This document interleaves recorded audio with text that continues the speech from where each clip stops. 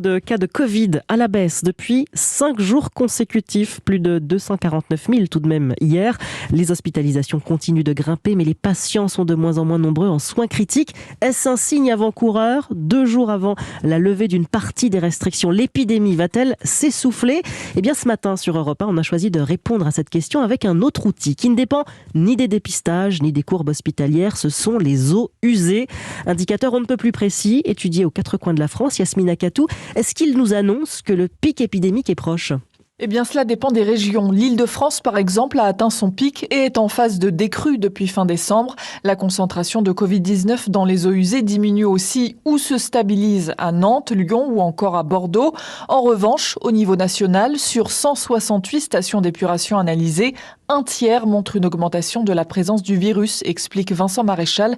Il est cofondateur du réseau Aubépine qui analyse les eaux usées. On voit ça sur Auxerre, sur Brest, Calais. Ce qui est un peu nouveau, c'est qu'un certain nombre de sites dans lesquels on avait l'impression qu'une décroissance était engagée semblent montrer une reprise, à Marseille ou à Nice, mais on voit ça également sur Nancy, sur Alès ou encore Charleville-Mézières. L'une des hypothèses pour expliquer cette reprise épidémique, l'arrivée du sous-variant BA2.